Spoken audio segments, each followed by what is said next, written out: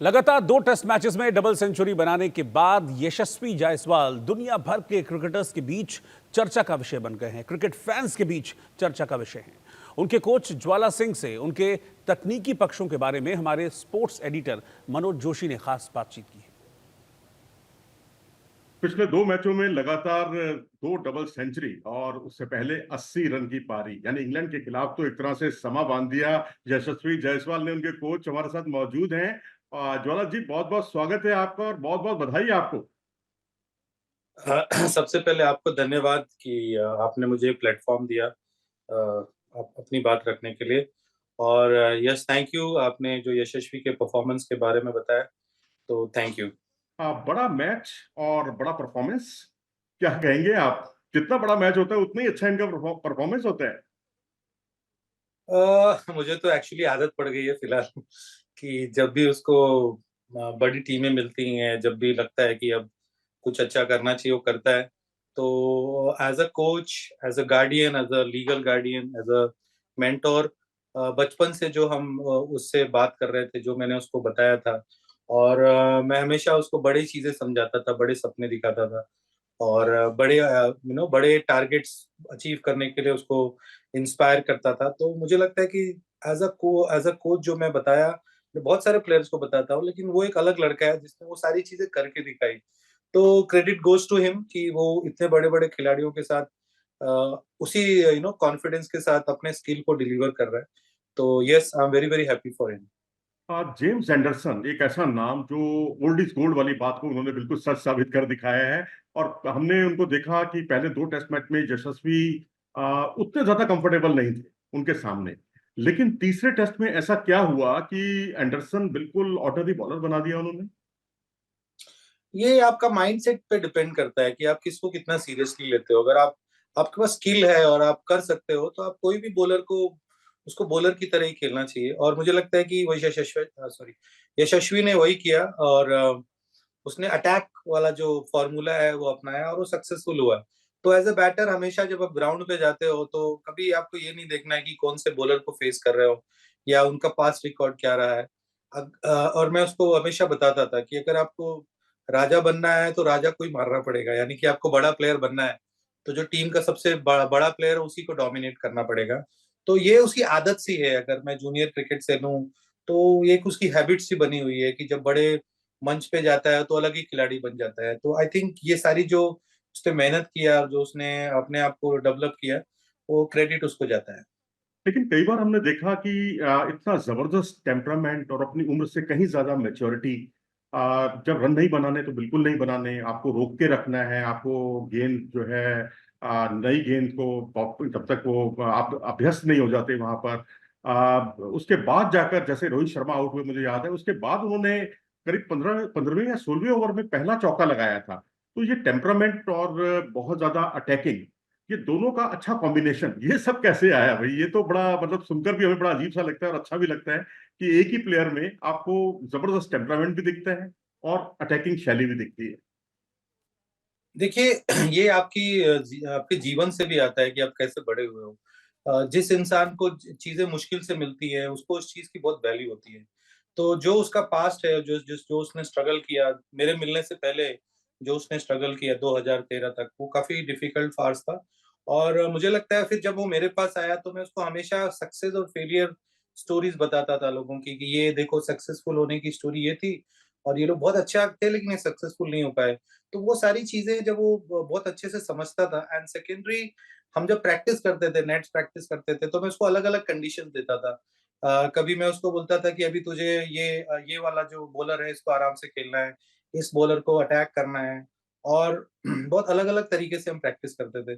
तो हालांकि प्रैक्टिस तो मैं बहुत लोगों को कराता हूँ, मैं फिर बता रहा हूँ। लेकिन वो लड़का ऐसा था कि जिसकी एडॉप्टेबिलिटी बाकी लड़कों से बहुत अलग थी। तो मुझे लगता है कि जो उसका जो बचपन से जो ये चीजें डेवलप हो गई, और जो उसका लाइफ है आउट ऑफ द गेम, उसके वजह से वो अब रंग बदलना जानता है। मतलब जब जो करना चाहिए वो करता है।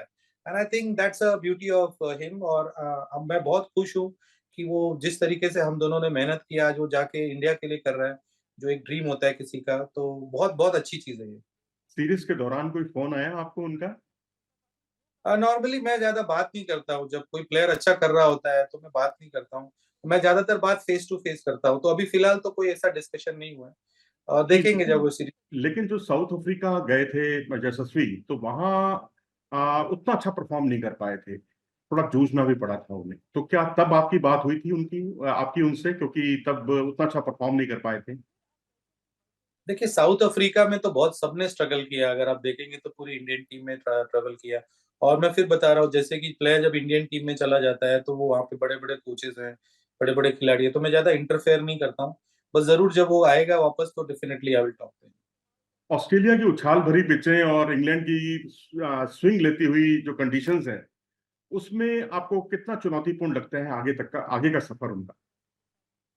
मुझे लगता है कि चुनौतियां तो आपको हर जगह, आप इंडिया में भी अगर आप अलग अलग जगह पे खेल रहे हो, वानखेड़े में खेल रहे हो या आप मोहाली में खेल रहे हो, आप चेन्नई में खेल रहे हो, हर जगह इंडिया में ही तीन चार कंडीशंस हैं। तो हर एक प्लेयर को हर दिन अलग अलग कंडीशंस के लिए तो रेडी रहना पड़ता है। और अगर कोई प्लेयर इंटरनेशनल क्रिकेट में जाके रन बना सकता है ना, तो किसी भी पिच पे बनाएगा। ऐसा जरूरी नहीं है कि वो इंडिया में ज्यादा बना रहा है और ऑस्ट्रेलिया में और इंग्लैंड में। हाँ, जरूर है कि वहां पे आपको थोड़ा ज्यादा चैलेंजिंग मिलेगा, तो जो जो फ्लुएंसी यहाँ पे है, जो कंफर्ट यहाँ पे जरूर वहां पे नहीं होगा। लेकिन जो अच्छा खिलाड़ी है, जो रन बना रहा है, अलग अलग लेवल के बॉलर्स के अगेंस्ट रन बना रहा है, तो उसको भी पता है कि ऑस्ट्रेलिया में कैसे खेलना है, इंग्लैंड में कैसे खेलना है। तो चुनौती तो जरूर रहेगी, लेकिन आप देखेंगे तो जितने भी बाहर खिलाड़ी हुए हैं, चाहे विराट कोहली को ले लो, सचिन को ले लो, ये लोग हर जगह पे इन्होंने रन बनाया है। तो यशस्वी जिस तरीके से अभी उसने शुरुआत किया है, अभी इट्स टू अर्ली टू से कि फ्यूचर में क्या होगा। लेकिन जिस तरह के प्लेयर्स के साथ वो टाइम स्पेंड कर रहा है और जिस तरीके से वो क्रिकेट खेल रहा है और जिस तरीके का उसकी एडॉप्टेबिलिटी स्किल है, वो जरूर वहां पे भी जाके अच्छा परफॉर्म करेगा।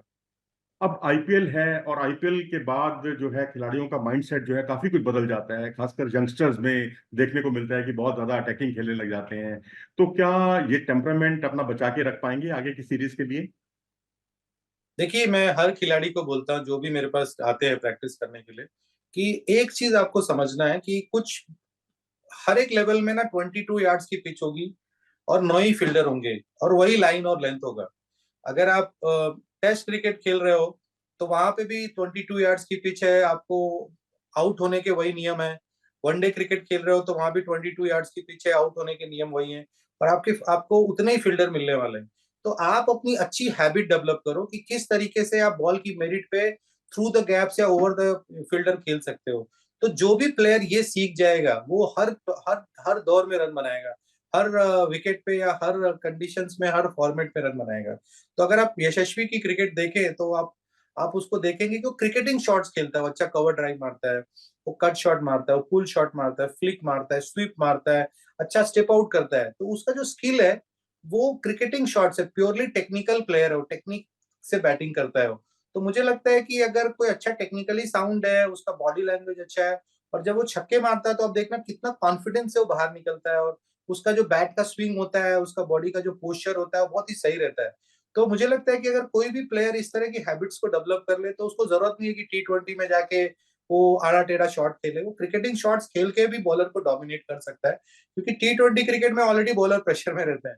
तो वो बहुत ईजी है रन बनाना। तो मुझे लगता है कि टोटल आपके बेसिक्स और आपके माइंड सेट पे डिपेंड करता है। अगर आपका बेसिक अच्छा है और आपका माइंड सेट अच्छा है तो आप कोई भी लेवल में क्रिकेट, कोई भी फॉर्मेट में रन बना सकते हो। चलिए, आखिरी सवाल आपसे कि जैसे इंग्लैंड के प्लेयर्स को हम देख रहे हैं कि उन्होंने शायद ये मानकर चल रहे थे कि यहाँ स्पिन को खेलना है तो स्वीप शॉट खेलो, रिवर्स स्वीप शॉट खेलो, और उसमें ना जॉनी बेस्टो चल पा रहे हैं, ना जो रूट चल पा रहे हैं, जिस तरह से स्वीप में चूक रहे हैं। हमने यशस्वी को भी देखा है स्वीप शॉट खेलते हुए। आप आमतौर पे कोचेस बहुत पसंद नहीं करते हैं क्रॉस खेलना या स्वीप शॉट या रिवर्स स्वीप, खासकर भारत में। आपका क्या नजरिया है? देखिए, अगर आपको अच्छे स्पिनर के अगर रन बनाना है जहां पे बॉल घूम रही है, तो आप सीधे बल्ले से रन नहीं बना सकते, क्योंकि अगर आप बॉल सीधा खेलने जाओगे और विकेट में टर्न है तो आपको स्ट्रगल होगा। जैसे ड्राइव पे आप रन नहीं बना सकते हो। तो अगर आपके पास स्वीप शॉट खेलने की स्किल है, अगर मैंने पहले भी बताया कि टोटली बैट्समैन के बेसिक्स पे डिपेंड करता है कि आपका बेसिक कितना अच्छा है, आप कितने कॉन्फिडेंट हो। और अगर आप टर्निंग ट्रैक पे स्वीप शॉट, कट शॉट नहीं मारोगे, यानी स्क्वायर ऑफ द विकेट आपको खेलने नहीं आएगा, तो आपको कोई भी स्पिनर खेलने नहीं देगा। तो मुझे लगता है होमवर्क जो होता है प्लेयर का वो बहुत अच्छा होना चाहिए, उसका बॉल सेंस अच्छा होना चाहिए। और मुझे लगता है इंग्लैंड की टीम कहीं ना कहीं वो जो होमवर्क करके आना चाहिए था वो उन्होंने किया नहीं है। और स्विप खेलने के लिए जरूरी है या क्रॉस बैटेड शॉट खेलने के लिए जरूरी है कि आप बॉल को कितनी अच्छे से रीड करते हो। तो वो रीडिंग कहीं ना कहीं गलत हो रही है और कहीं ना कहीं यशस्वी की रीडिंग ज्यादा अच्छी हो रही है। तो मुझे लगता है ये सारे फैक्टर्स हैं। और अगर बैट्समैन रन बना रहे हो, स्वीप शॉट खेल के रन बनाए, रिवर्स स्वीप शॉट खेल के रन बनाए और वो लंबे इनिंग खेले, तो हमारे जैसे कोच को क्या फर्क पड़ता है। बहुत सही कहा आपने। और हम तो इंग्लैंड के पुराने प्लेयर्स को देख रहे हैं जो अपनी टीम को हिदायत देते हुए दिख रहे हैं कि आप यशस्वी से सीखिए, इस बच्चे से सीखिए कि किस तरह से अपना टेम्परामेंट बनाना है, किस तरह से अटैकिंग खेलना है, किस तरह से अपने शॉट्स को इजाद करना है। आप हमारे साथ जुड़े, आपका बहुत बहुत धन्यवाद ज्वाला जी। और हम उम्मीद करते हैं कि इसी तरह की बढ़िया बढ़िया पारियां वो खेलते रहेंगे। और अभी तो वो टॉप पर पहुंचे हैं WTC के लिस्ट में, जिन्होंने सबसे ज्यादा रन बनाए हैं। उस्मान ख्वाजा को भी पीछे छोड़ दिया है। तो ये उनका जो सिलसिला है आगे भी बदस्तूर जारी रहे। हमारे साथ जुड़ने के लिए बहुत बहुत धन्यवाद। नमस्कार। Thank you, thank you, thank you so much, thank you.